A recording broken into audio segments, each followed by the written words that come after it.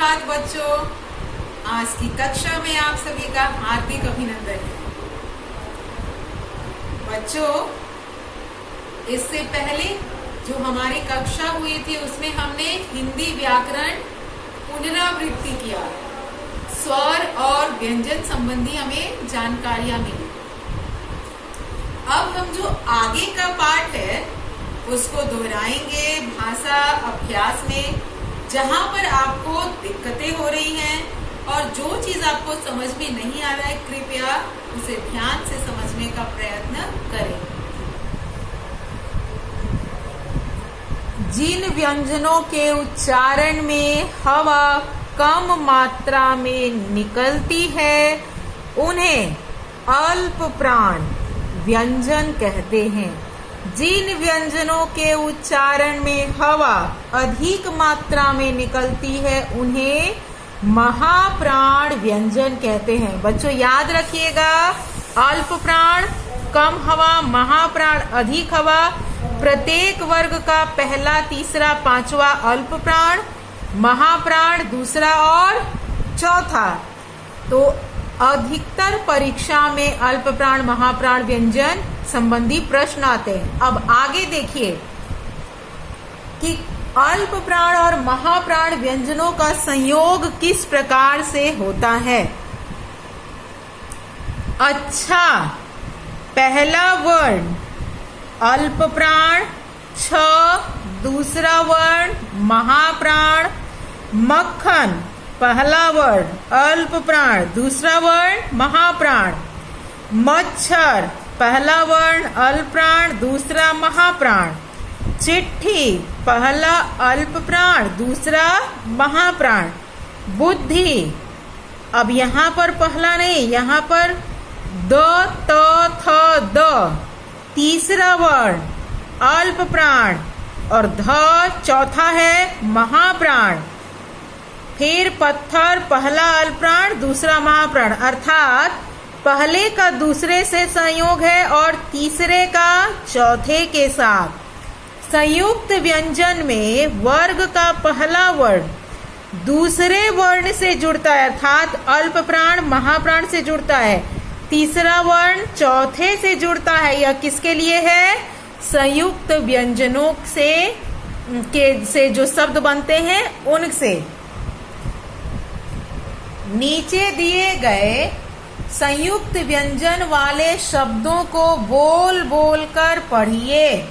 पक्का, सच्चा, मिट्टी, पत्ता, गप, दिग्गज, सज्जन, लड्डू, गद्दा, डिब्बा, अक्षुण, अन्न, सम्मेलन। यहाँ पर बच्चों ध्यान देंगे कि यहाँ पर जो संयुक्त व्यंजन है वहां पर एक ही वर्ण दोबारा आया है, चाहे च हो, ट हो, त हो, प हो, ग हो, कोई भी। यहाँ पर पहला दूसरे के साथ, तीसरा चौथे के साथ नहीं है। यहाँ पर एक ही वर्ण का 2 बार प्रयोग हुआ है। अब इन व्यंजनों को हम कहते हैं द्वित्व व्यंजन। द्वित्व मतलब एक ही व्यंजन जब 2 बार आता है। पढ़े गए शब्दों के आधार पर रिक्त स्थानों की पूर्ति कीजिए। वर्ग का पहला, तीसरा और पांचवा वर्ण, वर्ग का पहला, तीसरा, पांचवा वर्ण एक साथ 2 बार आकर संयुक्त व्यंजन का निर्माण करते हैं, जिन्हें हम कहते हैं द्वित्व, जिन्हें द्वित्व व्यंजन कहा जाता है। याद रखिएगा, संयुक्त व्यंजन, या कभी परीक्षा में आ जाए कि द्वित्व व्यंजन क्या होता है। द्वित्व मतलब जब एक ही वर्ण 2 बार आता है तब। ठीक है, अगर पहला है तो पहले के साथ, तीसरा है तो तीसरे के साथ, पांचवा है तो पांचवे के साथ। नीचे दिए गए शब्दों को ध्यान पूर्वक बोल बोलकर पढ़िए। कष्ट, निष्ठा, कृष्ण। मूर्धन्य श, ट, ठ, ण के साथ मिलकर संयुक्त व्यंजन का निर्माण करता है। मूर्धन्य स किसके किसके साथ मिलकर? ट, ठ, ड़ के साथ मिलकर संयुक्त व्यंजन का निर्माण करता है। दो व्यंजनों का संयोग, अल्प प्राण एवं महाप्राण का संयोग, और यहाँ पर मूर्धन्य स के साथ ट, ठ, ड़ का संयोग यहाँ पर है कष्ट, निष्ठा, कृष्ण। द्वित्व व्यंजन आप समझ गए, एक ही वर्ण जब दो बार आ गया तो उसको हम द्वित्व व्यंजन कहते हैं। इस तरह से भी संयुक्त व्यंजन का निर्माण होता है। मूर्धन्य स के साथ ट, ठ, ड़ का मिलकर संयुक्त व्यंजन बनता है। अल्प प्राण और महाप्राण मिलकर संयुक्त व्यंजन का निर्माण करता है। बहुवचन रूप, फुलझड़ी, फुलझड़ियां, पतंग, पतंगे, जलधारा, जलधाराएं, बादल में, बादलों में, चेहरे पर, चेहरों पर, रंग के, रंगों के, और नीचे दिए गए शब्दों के शुद्ध रूप लिखिए। हरियाली, आंधी, न्यारी, रूप। बच्चों यहाँ ध्यान दीजिएगा, यह जो र में ऊ की मात्रा लगी है यह छोटा ऊ है और यह है बड़ा ऊ। ठीक है। मौसम, मौसम, और मृदंग, मृदंग मतलब ढोल। तो ये जो भी शब्द है यह शुद्ध वर्तनी है। अभी हम जो कार्य कर रहे हैं यह पुनरावृत्ति का कार्य कर रहे हैं। दिए गए दृश्य के आधार पर 80 से 100 शब्दों में एक अनुच्छेद लिखिए। इससे संबंधी मैंने आप सभी को अनुच्छेद लेखन सिखाया था और अनुच्छेद लेखन का भी अपना एक विशेष तरीका होता है। क्या तरीका होता है कि शब्दों की सीमा 100 से 150 होती है, अधिकतम 200 होता है, उससे अधिक नहीं। और अनुच्छेद का जो भी वाक्य होता है प्रत्येक वाक्य एक दूसरे से जुड़ा हुआ होना चाहिए। यह चित्र वर्णन है। चित्र वर्णन में किस चीज का दृश्य है? सबसे पहले तो हमें यह देखना है कि यह एक सुंदर से पार्क का, यह एक सुंदर पार्क का दृश्य है जहां पर बच्चे खेल रहे हैं, कुछ बच्चे झूला झूल रहे हैं। एक बच्चा अपने कुत्ते को सैर कराने के लिए ले आया है। पार्क में सुंदर सुंदर रंग बिरंगे फूल लगे हैं जिन पर तितलियां मंडरा रही हैं। पार्क के बीच में एक छोटा सा तालाब है जिसमें बत्तख तैर रहे हैं। कमल के फूल भी खिले हुए हैं। पार्क के बाहर कुछ बच्चे या कुछ लोग पतंगबाजी कर रहे हैं। आसमान में एक हेलीकॉप्टर उड़ता हुआ दिख रहा है। हरा भरा पार्क का यह दृश्य बड़ा ही मन भावन है। तो बच्चों इस तरह से हमें अनुच्छेद को लिखना चाहिए कि जिस विषय पर हम बात कर रहे हैं केवल वही बात हो, अलग से कोई बात न हो, और शब्दों की सीमा इसकी निश्चित होती है। पाठ 1 हमने दोहरा लिया। पाठ 2 नाटक में नाटक। इस पाठ में व्याकरण में हमें पढ़ना है अनुस्वार एवं अनुनासिक। अनुस्वार का मतलब बिंदु, अनुनासिक चंद्र बिंदु। अब मैं यह आपको प्रयोग करके दिखाती हूँ कि किस तरह से अनुस्वार अनुनासिक को हमें लगाना चाहिए। बच्चों ध्यान दीजिए कि अनुस्वार का अर्थ क्या होता है। कई बच्चों की आदत होती है अनुस्वार को बोलते हैं बिंदु। यह सही है, सही है, अनुस्वार का मतलब बिंदु होता है, लेकिन आप आदत डालिए इस बिंदु को बिंदु न कह के अनुस्वार कहने की। और अनुस्वार का जो हम प्रयोग करते हैं किस प्रकार से करते हैं। मैं एक शब्द लिख रही हूं, दंत। शब्द है दंत। कैसे पता चला कि द के ऊपर ही बिंदु होगा? अब इसको भी मैं आपको बताऊंगी। मंजन, चंदन।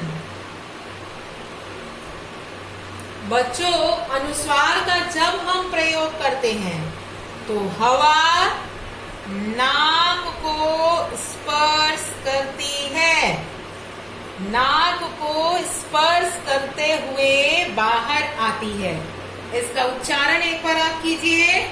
दंत, दंत, मंजन, चंदन।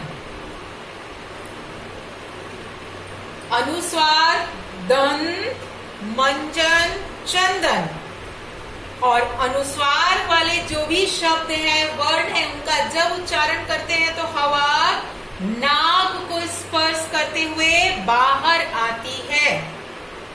और ये जो आपको दिख रहे हैं अनुस्वार, यह पंचम वर्णों के बदले में प्रयोग किए जाते हैं।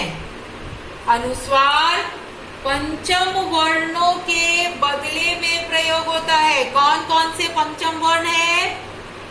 प्रत्येक वर्ग का पांचवा अंग इय, अड़, न और म। इन सबके बदले में अनुस्वार या बिंदु का प्रयोग होता है। अब मैंने दंत ऐसे लिखा, अगर मुझे पंचम वर्ण का प्रयोग करना हो तो मैं कैसे लिखूंगी? इस दंत को इस प्रकार से भी लिखा जा सकता है। इस दंत को इस प्रकार से भी लिखा जा सकता है। मैंने यहाँ न लिखा। न लिखने का कारण ये है कि ये जो आप त देख रहे हैं, त और न दोनों एक ही वर्ग का है। दोनों एक ही वर्ग का है। तो थ, द, ध, न। इसको मत देखिए, इसको देखिए। त और न दोनों एक ही वर्ग में आता है, इसलिए यहाँ पर जो अनुस्वार है यह किसके बदले में आया है? इस न के बदले में यहाँ पर अनुस्वार का प्रयोग हुआ है। और न तो वर्ग में किस स्थान पर है? पांचवें स्थान पर। लिख कर मैं दिखा रही हूं। तो थ, द, ध और न। 1 2 3 4 5। पांचवें स्थान का न, पहले स्थान का त, ये दोनों है, दोनों एक ही वर्ग का है, इसलिए इसके बदले में अनुस्वार का प्रयोग किया गया है। अब शब्द है मंजन। अब जब मुझे मंजन लिखना है तो मैं अनुस्वार के बदले में किसका प्रयोग करूंगी? यहाँ पर हमें ये ध्यान देना है कि जो बाद वाला वर्ण है, अनुस्वार के बाद क्या आ रहा है? ज आ जाता है। अनुस्वार के बाद ज, ये जो बाद वाला वर्ण है और ये जो अनुस्वार है, पंचम वर्ण एक ही वर्ग का होना चाहिए।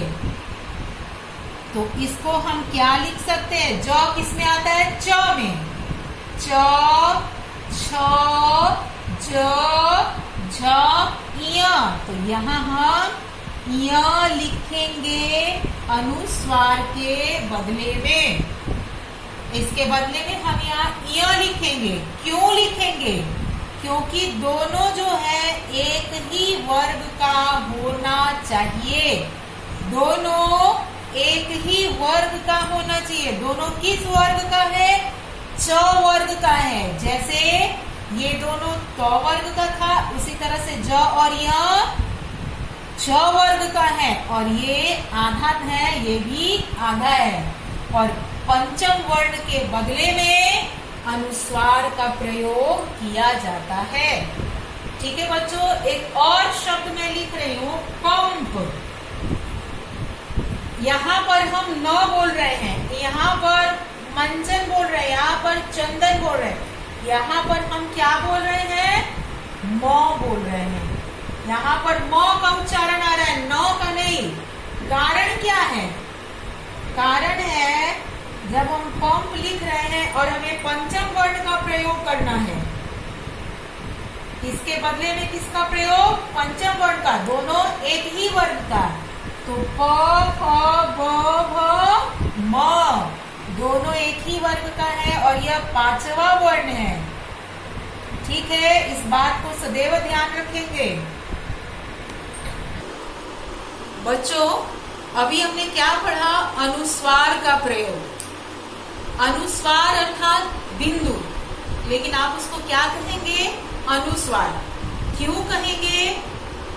क्योंकि जो हवा है, जब हम अनुस्वार का प्रयोग कर रहे हैं तो हवा हमारे नाक को पहले स्पर्श कर रही है। उच्चारण करने में मुंह का तो प्रयोग होगा ही, लेकिन हवा को देखना है कि पहले किस भाग को स्पर्श कर रही है। जैसे चंदन, जब हम चंदन बोल रहे तो हवा नाक को स्पर्श कर रही है। मंजन, हवा नाक को पहले स्पर्श कर रही है और तुरंत मुंह से बाहर आ रही है।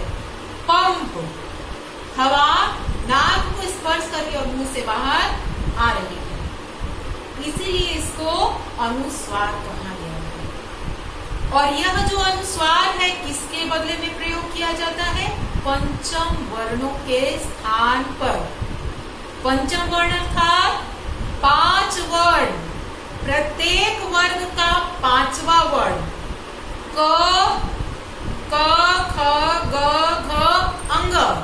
5वां वर्ण कौन सा हो गया? अंग। च, छ, ज, झ, इय। 5वां वर्ण इय।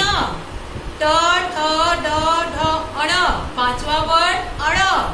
त, थ, द, थ, न। 5वां वर्ण न। प, फ, ब, भ, म। 5वां वर्ण म। पंचम वर्ण इसीलिए पंचम कहा जाता है और इनकी संख्या कितनी है? 5 है। अंग, इय, अण, न, म। और इनके बदले में हम अनुस्वार का प्रयोग करते हैं। ठीक है बच्चों, और अनुस्वार प्रयोग का जो नियम है, दोनों जो वर्ण है दोनों एक ही वर्ग का होना चाहिए। जैसे दंत में न और त एक वर्ग का है, पंप में म और प एक वर्ग का है, उसी तरह से जब पंडित होगा तो क्या होगा? न नहीं होगा, अण और ड। तो अब हम अभ्यास पुस्तक से कुछ उदाहरण देख लेते हैं। अनुस्वार वाले शब्द: संगीतकार, संवाद, मंच, कंधे। अभी हम केवल अनुस्वार पढ़ेंगे, बाद में अनुनासिक चिन्ह वाले शब्दों को पढ़ेंगे। नीचे दिए गए शब्दों में उचित स्थान पर अनुस्वार चिन्ह लगाइए। प्रशंसा, और ध्यान रखेंगे बच्चों कि किस वर्ण के ऊपर लगना चाहिए, जिसके ऊपर हवा नाक को अधिक स्पर्श कर रही है। प्रशंसा, स के ऊपर कर रही, इसलिए स के ऊपर। स्वयं, य के ऊपर। संवाद, जंगल, व्यंजन, आनंद, आनंद न के ऊपर। अनुस्वार का प्रयोग हो गया। अनुनासिक का नियम क्या है? अनुनासिक अर्थात चंद्र बिंदु। अनुस्वार बिंदु, अनुनासिक चंद्र बिंदु। अनुनासिक वाले हम जब शब्दों का उच्चारण करते हैं तो हवा नाक और मुंह दोनों को समान रूप से स्पर्श करती है। अब आप इसका उच्चारण कीजिए।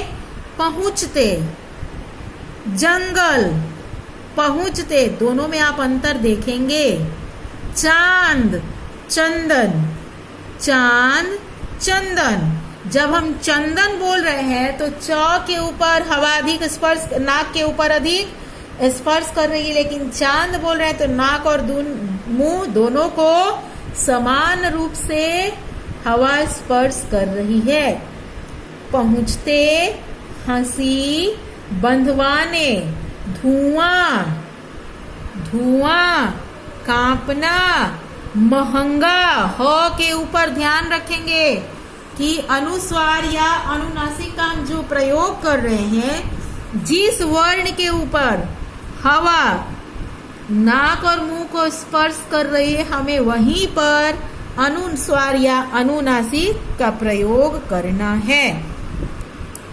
नीचे दिए गए शब्दों में उचित स्थान पर अनुस्वार अथवा अनुनासिक चिन्ह लगाइए।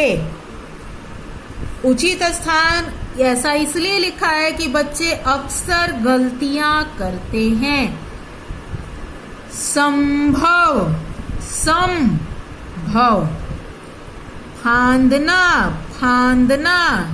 यहाँ पर हमें कैसे पता चलेगा कि चंद्र बिंदु है? आप उच्चारण करेंगे तो अपने आप पता चलने लगेगा कि बिंदु है कि चंद्र बिंदु होना चाहिए। गूंजती, सुगंध, श्रृंगार, आंसू। नीचे दिए गए रिक्त स्थानों की पूर्ति कीजिए। पंचम वर्ण, अभी मैंने आपको बताया ना पंचम वर्ण कौन कौन से होते हैं? अंग, इय, अड़, न एवं म।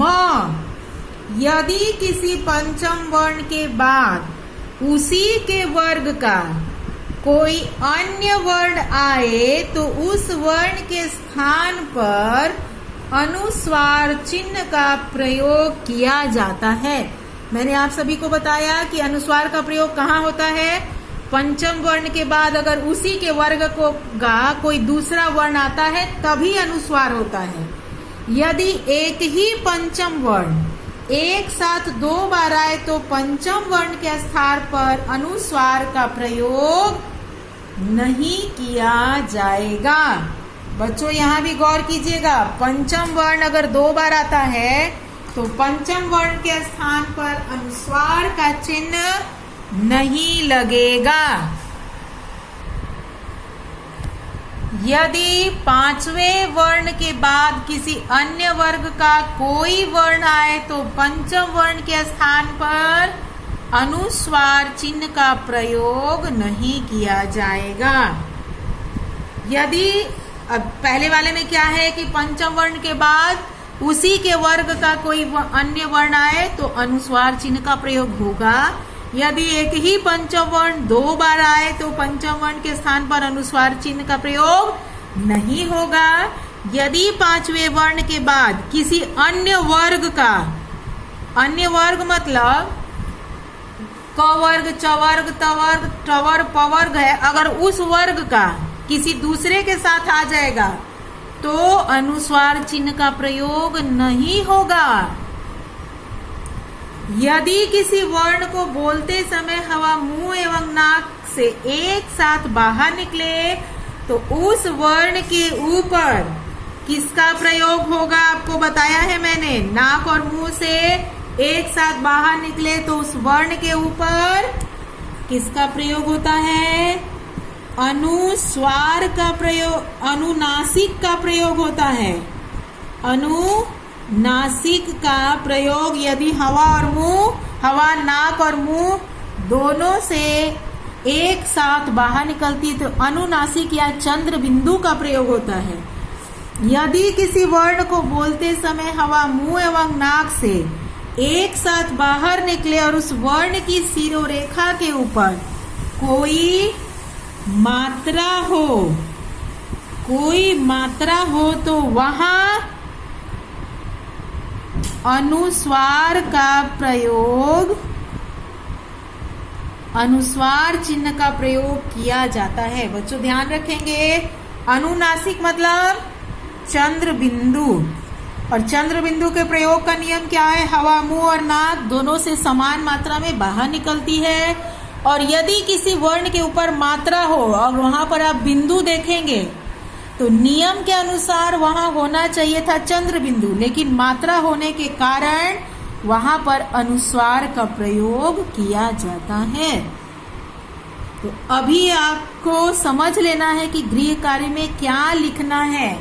गृह कार्य में आप प्रश्न संख्या 3, 4, 5 का क, ख, ग, घ यहाँ तक लिखेंगे। यही आपका गृह कार्य है। फिर से आप समझ लीजिए, प्रश्न संख्या 3, 4, 5 क, ख, ग, घ यही है गृह कार्य, जिसको आप पुनः लिखेंगे ताकि आपकी पुनरावृत्ति सही ढंग से हो जाए। धन्यवाद बच्चों।